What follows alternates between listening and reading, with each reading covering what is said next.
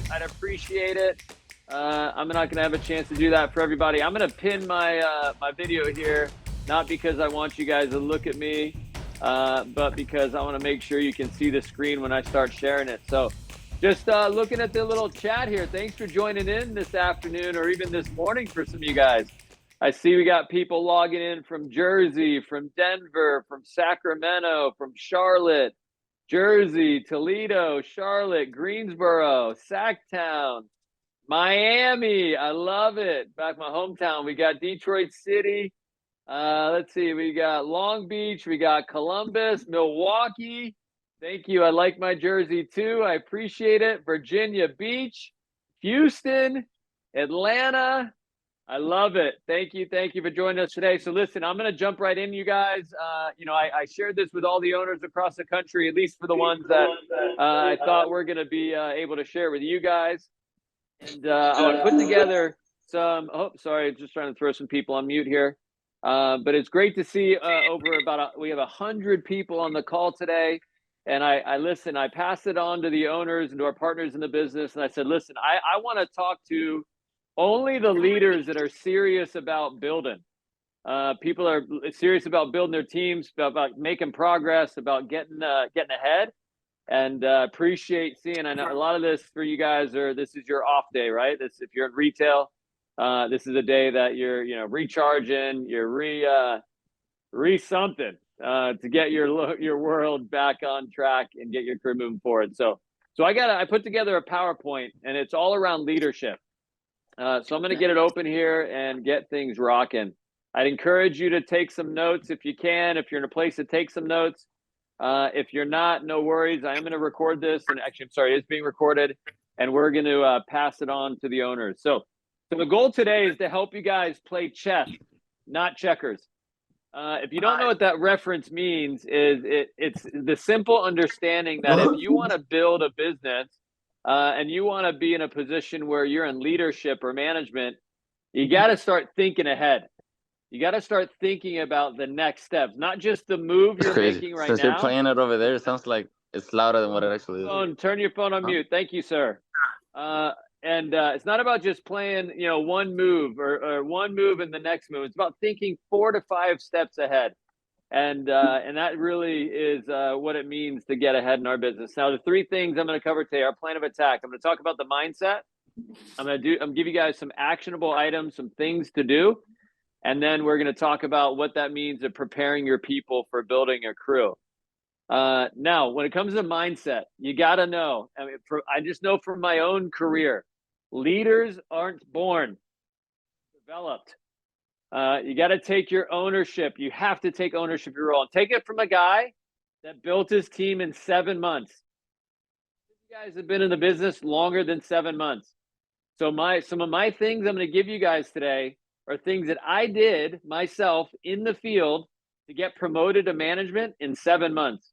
So even if you have no one on your team today and you're a year into the business, you're 6 months in the business, maybe 3 or 4 years, I don't know, but you're serious now about getting ahead in our opportunity.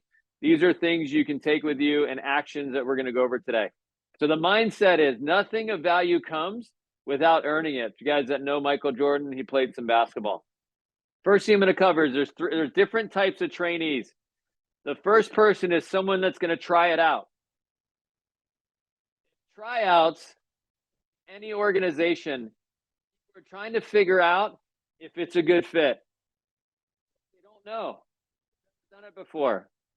Some people maybe have in their certain sports. But these people are very excited. Need systems. So these are the ones that when you're in the field and you're training them, you have to point out, hey, did you see the Jones effect there? Did you see the indifference there? Did you see the fear of loss? Did you see me keep it short and simple? Did you see as I was building the order out, I kept building relationships with the customer? So these are the ones you have to over communicate about what you're doing in the store or in the field. Absolutely need to see the system at work and know that you are a system worker, because if they're trying it out, they've never done it before, then they obviously need to create their own system, a new system for them. And also, these are people that you have to coach to the numbers. So you have to have a system in your office where on a daily basis, you're reviewing their day and you're reviewing their numbers. How many contacts, how many presentations, how many credit checks, and where the gaps are in their numbers. But when you do this and you coach to the systems, you over communicate about the systems, and you coach people to numbers for those in the world of trying it out, you're going to help them get things down and get stronger.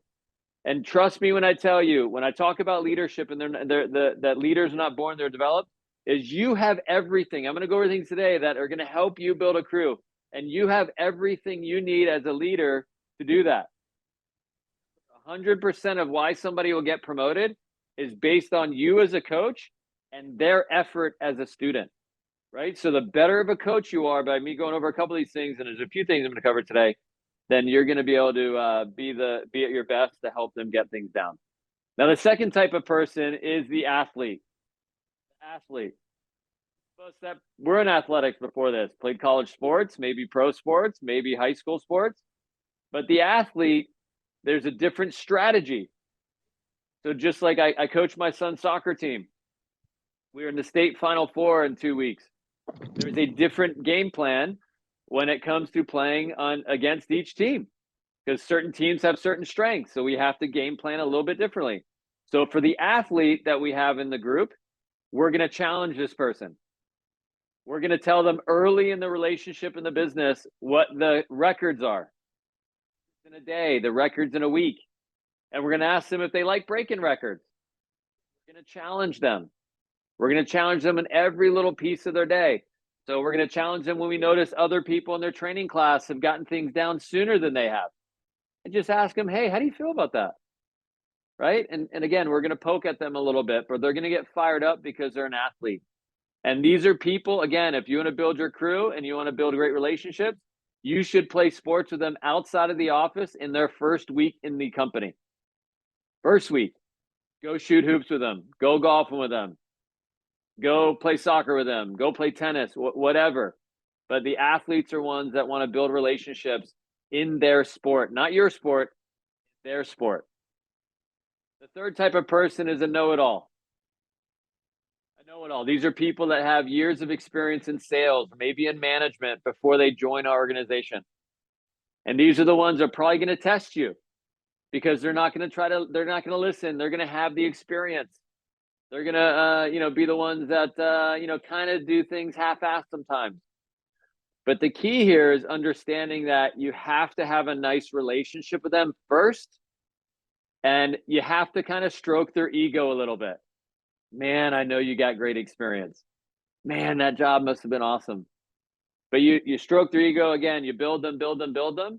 And then at the end, you got to set the tone with them. Hey, listen, I know you have a ton of great experience at blank company. I know you've been a top performer before, but I got to be real with you. You haven't done anything in this company. So I think it's going to add value and you're going to add a lot to the business long-term for sure. But if you don't get down your pitch and you keep using the wrong pitch in training, you're going to be looking for a new position in the next 30 days. And I'm trying to prevent that, right? I'm not trying to pick on you, but you got to learn this system. You have to learn this product knowledge. And trust me, as you use your strengths to what you're doing right now and strengths from your past and you apply it to this, man, you're going to be a top performer real quick. But we got to get down this intro short story. You can't, miss the presentation like you're saying. That's not the presentation from the piece of paper we gave you. You got to stick to this, right? But these are ones that are going to be very challenging. And listen, they may be ones that you may want to pull in your manager and have them be clued in on the conversations you're having, because it may hit differently coming from the manager as opposed to just from you.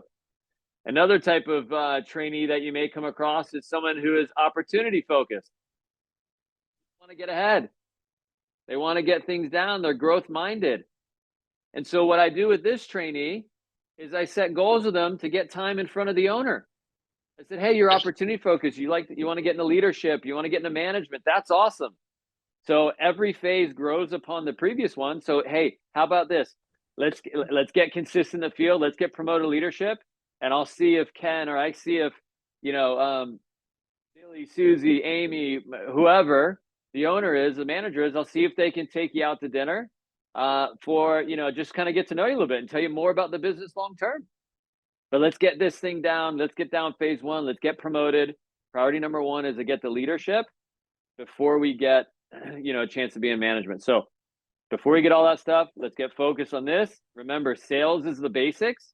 And really, the opportunity begins when you start developing and promoting leaders. Again, I know you have opportunity. You want to you want to move up. You want to get ahead. But let's get down the basics. And my goal is to help teach you not only to get into sales down, but also to teach you a role be in leadership where you can be responsible for a team. It doesn't matter how long you've been around. All that matters is your performance. So get them wrapped around the growth opportunity, but get them centered around what they have to do right now. And then last but not least, there's people who need experience. This was me years ago. I did experience. I was fresh out of college. I didn't have sales experience. I studied marketing in college, but the reality is I didn't have a lot of experience. Right? And somebody who needs experience is kind of similar to someone who's trying it out. They really need to feel welcome. Sure. They need to feel good about how much fun they're having. They need to have great relationships outside of the business early, very early in the relationship and the opportunity. Now, these are also people that you need to teach them sales. One thing I like to do with people that are gaining experience and need to get better at sales is I like doing a book club with them early in their opportunity with my office. I sit down with them. I get to know them. If I feel they have a really high lid potential leadership wise, then I like spending extra time teaching them sales, giving them sales tips. Sometimes they read a book, they bring it in and they offer some experience to the office, right? But someone who needs that experience, again, kind of like someone who's trying it out, they need the systems, they need coaching to the numbers, they need the fundamentals, they need to see the system at work. And then with that relationship and they have the great culture, they're going to buy in more and they're going to do more. But different types of trainees, in my opinion, I would use this as a diagnosis of how you approach what your strategy is. Again, and keep in mind, the stuff I'm covering today is only for those of you guys on this call that are committed. It's going to take some effort, some extra effort, 10% more of what you're doing to start thinking for your people on a daily and weekly basis. But if you take some of these strategies, you're going to get the results sooner than later and building your crew. And a little quote for you guys: the way to get started is to quit talking and begin doing. And it's interesting because I think oftentimes people talk a big game and they don't actually do anything. I put together this little format, and listen, this can apply to any campaign, any organization, any opportunity we have in this industry. But this, in my eyes, is kind of how day 1 through day 5 should go. Again, this is high level, but day 1 typically is more of a orientation day, the 4, 5s, and 8s. Like, let's get that pitch memorized. Sometimes offices do it in the morning, and they send people to field in the afternoon. I mean, in my eyes, if you can get that stuff to the new person before they start in your office, before they come in, so they have a little leg up on what they're learning, that is huge. It's super helpful. And then if it's obviously you do a little bit in-house, so it's not, throwing people to the wolves right away. To be fair, that's how I learned the business, and, I still got it down, but, there is some strategy there. On day 2, and day 2 is oftentimes in the store or in the field. But the first time somebody goes in the field, there's something you can do to build their confidence. I call it the power of 5s. And the power of 5s is where, hey, listen, you do the intro 5 times. You just say, hey, how are you? Pick it up from there. And they do that 5 times and build their confidence. Okay, cool. All right, now you're going to say, hey, how are you? We're stopping out with AT&T, or hey, we're doing some promotions here in store, and getting into the short story. And you do that 5 times. Instead of saying, hey, you do the intro short story, which is typically 3 to 7 lines, depending on your campaign, and they try to get the whole thing down and they screw it up. The opposite way is build up, like, first grade, second grade, third grade, or day 1, build up that compound interest, that compound confidence, really, and you get them strong in it. So by the time they get all 5, 6, 7 lines, whatever the pitch is, then they feel great about it. And the number one thing when you're training people, and if there's, again, nothing you take from this call today, the number one thing you have to do as a trainer is protect the confidence of your trainee. Protect the confidence of your trainee. And this is a way to do that when they're learning the pitch. Another thing, just on a side note, top of mind that came to me, is another way, I don't let customers talk shit to my guys. Let them say anything that I feel that can break their confidence. I was out in the store a week or two ago. There's a lady who had an issue with some of her devices. She was like, yo, AT&T coverage sucks. And they're talking, in my opinion, one of my up-and-comers. And I was like, excuse me? And he goes, yeah, this and this and this, blah, blah, the coverage this. And I'm like, hey, I got this. And I kind of, they went on and did something else.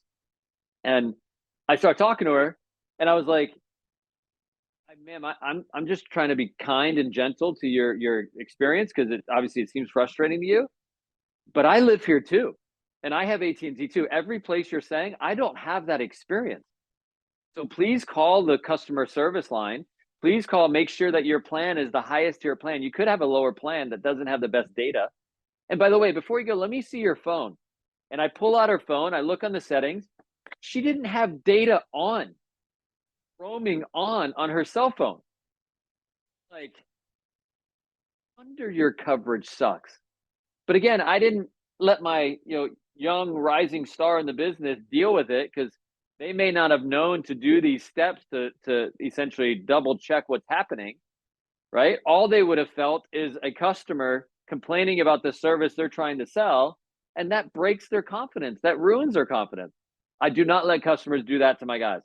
I step in right away if there's a customer that's unhappy, is whatever. Hey, I got this. You're good. I'll cover it.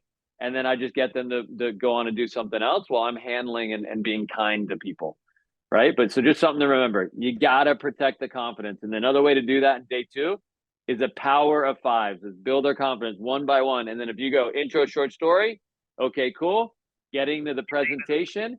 And that's, they start doing a couple of those, build their confidence. I don't want them to go through the entire thing, because they're more likely going to screw it up and then lose confidence. I want to build up to it. So again, this is kind of day 1 and day 5. I would think about this stuff, talk to your managers, talk to your other leaders in your office. But I'm telling you, by day 4, and whether you're in retail and it's Thursday, Friday, Saturday, Sunday, or it's res or B2B, Monday, so by Thursday, it's vital that they're closing by day 4. On day 4, there's statistics over 20 years that we've done. We've looked at information where if they're closing by day 4, the trajectory of them getting the leadership and getting confident and getting this thing down goes like this, like a hockey stick, compared to them going like this, like, down and out, like, I don't know, just not the way we want it to go, right? But it is vital that people get to day 4. So that's why kind of backtracking, begin with the end in mind. If they get the pitch early, they get the system early, and then we build their confidence on day 2. We build a great relationship. Maybe go shoot hoops with them at the end of day 2 or early day 3. And then, they're closing by day 4. And then by day 5, they should be, closing multiple products or closing a few times. Again, it is all building their confidence, getting things down, moving through their first 5 days. All right. Those are some tips for training. Again, use the strategy from trying it out, the different types of people, and that'll help you get the trainees to get up to speed. So I'm going to pivot a little bit. Next thing I want to cover is how to plan. Again, preparation prevents piss poor performance. It's a saying that my high school soccer coach said to us all the time. I thought it was really dumb until I got into business, and I started to think to myself, man, what does the uncommitted leader do? The committed leader just shows up and expects things to go well. The committed leader and the committed coach, manager comes in with a plan of attack to help them grow the team, help people get the revenue and hit their goals, right? So I just put together a fictitious team here, and this is how I would plan for my fictitious team. So the first thing is the plan on a weekly basis. So what I like to do for my team, and I have this in my planner when I do this for my office, is I like to think about their strengths and weaknesses.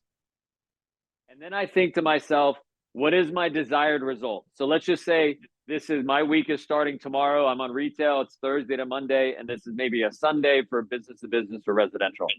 So I'm thinking, Sarah, if you look back on that picture that we just had, she's just starting in the team. I did her interview recently. She's just getting going. All right, strengths are, it's going to be day one. She's fun. She's an athlete. Okay, cool. She's an athlete. So I'm thinking in my mind, she needs to be challenged. I talked about the records. I need to, see if we can have a fun team night. Oh, shoot, let's play volleyball this week. Sarah's a superstar. She played basketball. Maybe she's good at volleyball. Maybe she likes volleyball. Maybe she played volleyball. Let's have a fun volleyball team night in her first week in the business. I'm thinking ahead. We got a stud new guy. I want them to be great. I want them to build the relationships and the culture. Fantastic. I got team night this weekend. I'm going to do team night on the dunes where there's volleyball, blah, blah, blah. And I'm going to make sure Sarah knows about it on her first day in the office. Weaknesses. She doesn't know anybody. So when she comes in, I'm going to introduce her to other athletes in the company. I'm going to say, hey, in our office in particular, hey, Derek. Yeah, he's tall. He's a basketball player. I don't, to be honest, I don't know. I know Derek's on today. So probably a good volleyball player too, because you can just dunk on people. But hey, played basketball in college. Hey, here's Matty Ice. He played baseball in college. I'm going to introduce her to other athletes.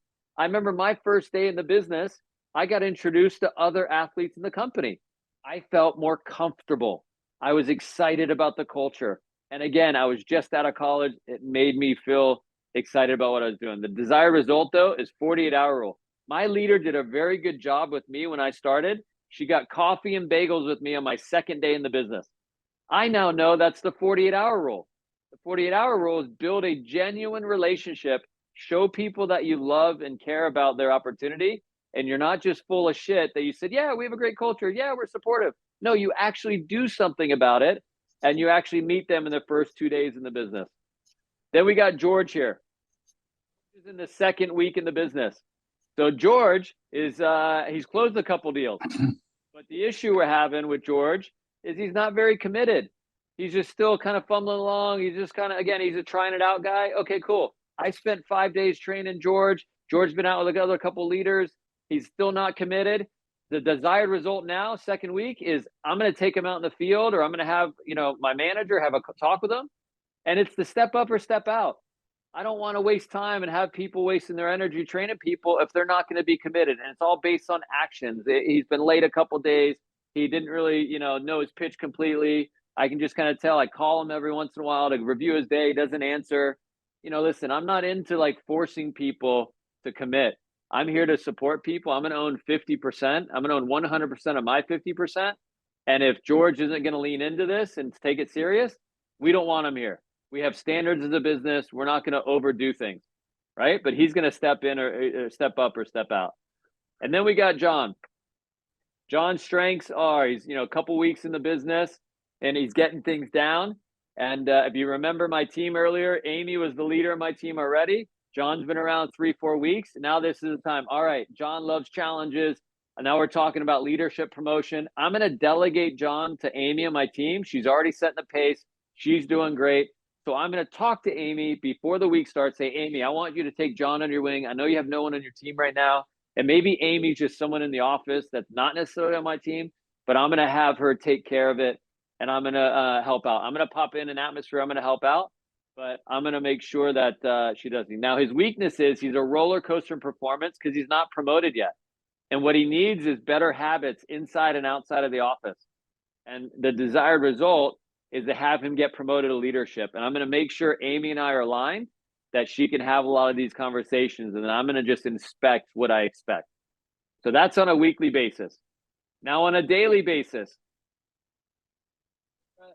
she's getting started. So this is the difference between a weekly plan and a daily plan is the weekly, that's the overview, the overlying arching thing that we're going to do. Now we got to get in the nitty gritty. Now it's Thursday or Monday, the first day of the week, and have FU. That's nice. I know how to spell. Have fun is what that should say. That maybe you're not reading the screen. I don't know. But what Sarah needs is I'm going to have her pitch with Jason, and what I'm going to do on a daily basis. I'm going to have my piece of paper, my plan for my team. It's going to say plan of attack. I'm going to have Sarah's name. I'm going to have positive in the office. All right. So because there's two parts to my day. There's the office section. And then there's the field section. Now, while we're in the office, I want her to learn removing doubt words and early objections. All right, I can't work with Sarah this morning because I'm working with George because I want to have some tough combos. So Jason in the office, I trust Jason. He and I are buddies. He's a pace setter. I know he's going to do things.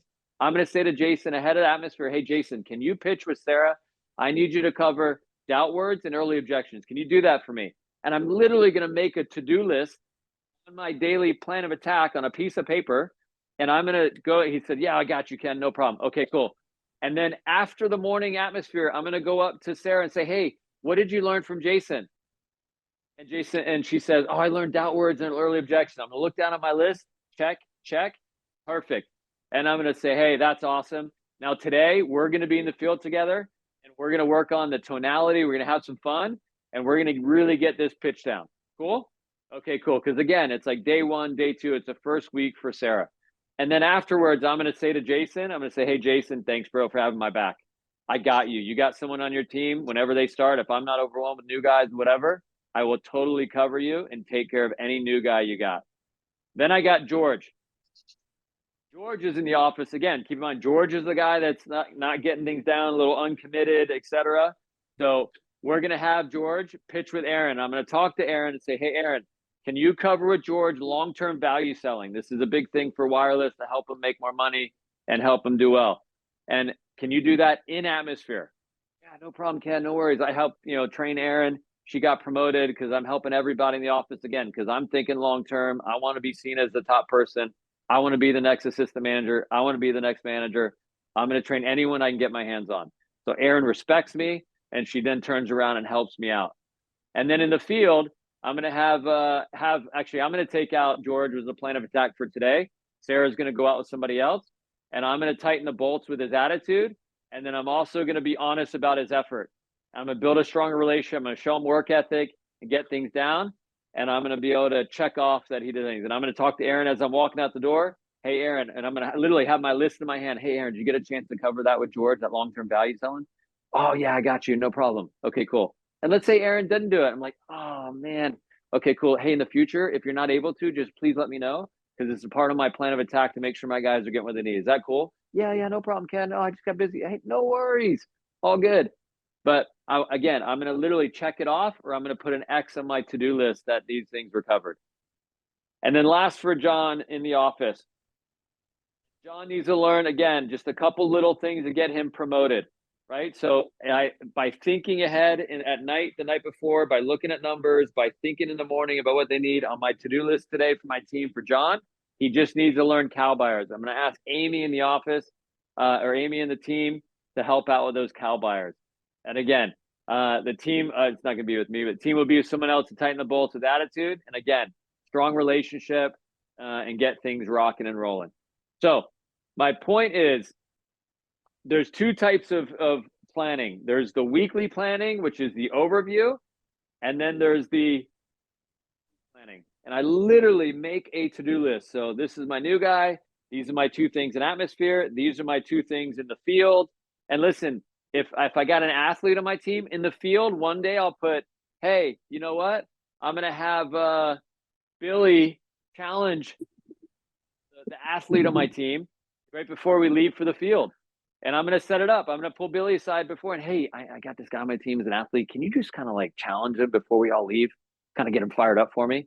Yeah, for sure. Thanks, bro. it's on my to-do list. I want to make sure my guy gets what he needs. Again, knowing my people, I'm going to be able to kind of partner with people in the office to help build my crew and help my guys get rocking. And then vice versa.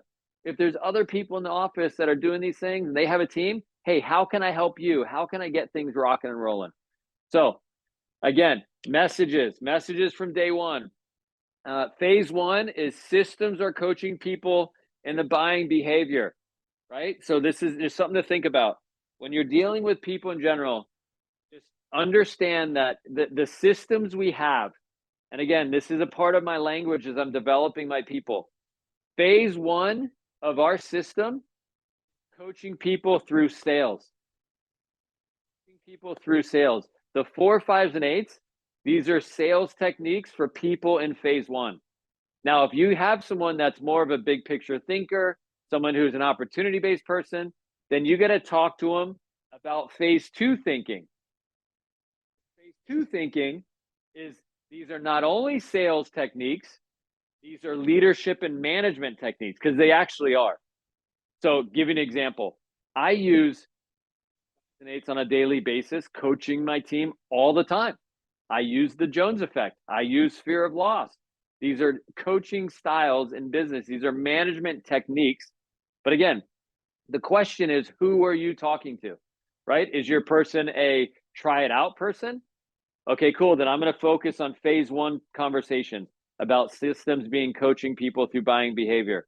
Consistency with their attitude and effort is what's needed to be a great leader and a coach.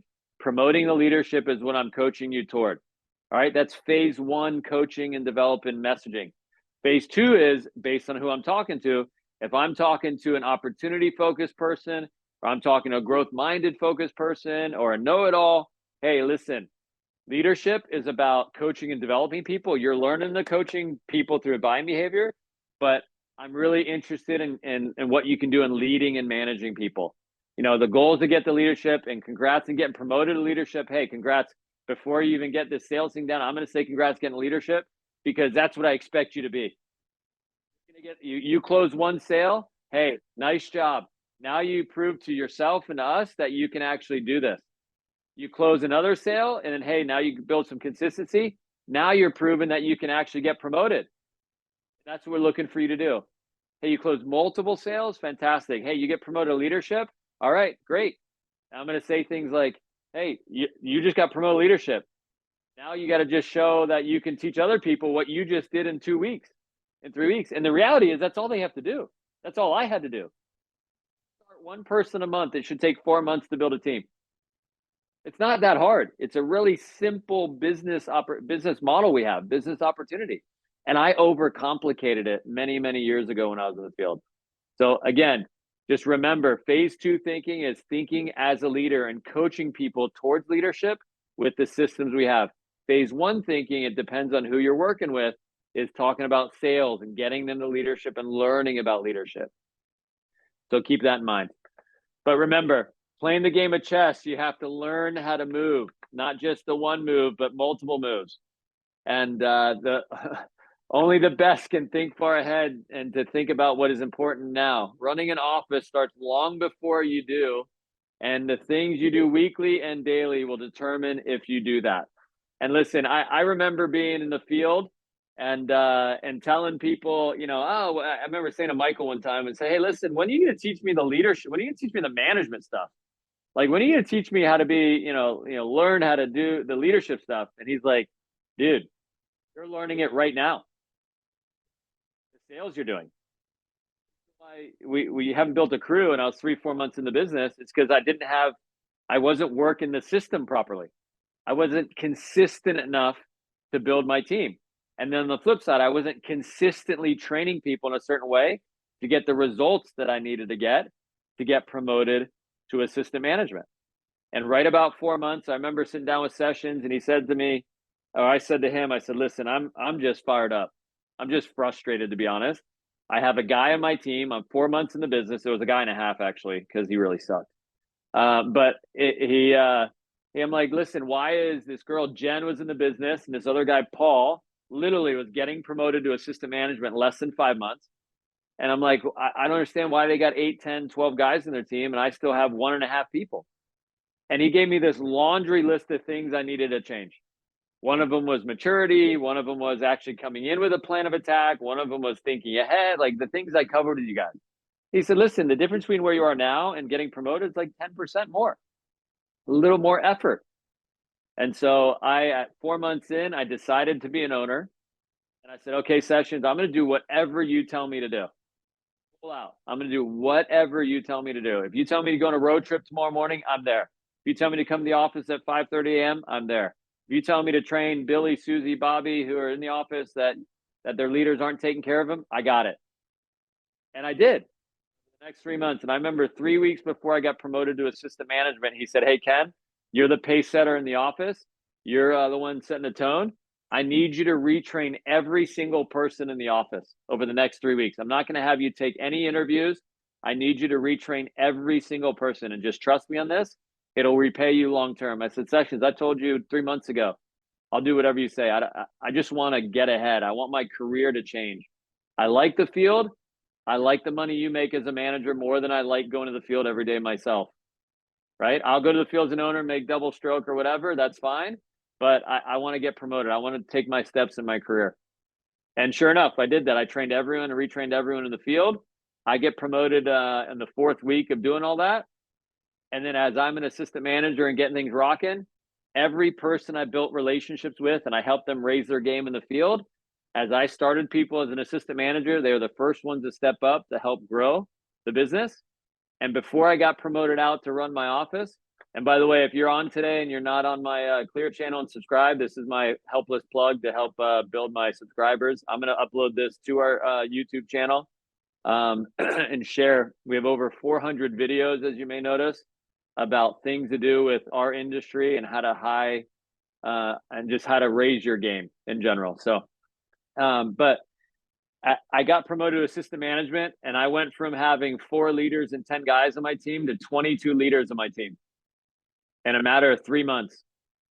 And at 22 leaders, we had 35 guys in the office. And Michael says to me, "Hey, we got you your market." I go, "Hey, cool," because back then we didn't have as many options as we do now. And he said, "We got your market." And I said, "Okay, where?" He said, "Columbus, Ohio." I'm like, ugh. I'm a Penn State guy, so I'm like, Buckeye country. Ugh. And he goes, I'm like, "Who's the client?" I said, he said, "AT&T business to business." I said, "Listen, again, if you think this is the best move, then I'm down. I'm going." And he said, "Yeah, I think it's the best move." And that's where I went. And then within a year and a half, in my first year in business, 1.2 million in sales. When I had over $1 million in the business, my accountants called me and said, "Hey, you got to take bonuses out. You got to pay yourself, get money out of your company." And I'm like, okay. I started running payrolls of 150,000 a week. Like, it was nuts. And I go back to the things that he taught me. And the same things I did when I started building my crew, the plan of attack on a weekly basis, the plan of attack on a daily basis, were the same things I did as an owner as I built my office. And the same things I do today. To be fair, my guys see me come in with a plan of attack every single day, right? It's just on a different scale. So I encourage you guys to do this stuff. I really appreciate you guys jumping on today. I went a few minutes over than I was expecting. Happy Wednesday. If you like what you heard today, please share it with your owners. I'm contemplating doing some of these calls over the next few weeks for, again, only leaders that are serious about getting ahead. I'm incredibly proud of the business we built. I'm incredibly proud of the organization we have as in our partnership. I know I only work with people that have strong values and do things the right way. And if you like what you heard today, please tell your managers to share with me later. And I will do more of these calls. I want to grow this business. I want to make this thing. My dream, just so you know, like higher level dream, is for us to be on the cover of Fortune magazine. That's my dream. So for all the fucking haters out there, we can just be like, "Peace, what's up?" That's my dream. And I think that'd be a lot of fun to do that. So anyways, happy Wednesday. Thanks for jumping on. Thanks for your time. Please subscribe to the YouTube channel. Get a ton of info there. We'll see you guys next time. I'll communicate with your owners the next call in a few weeks. Bye, guys.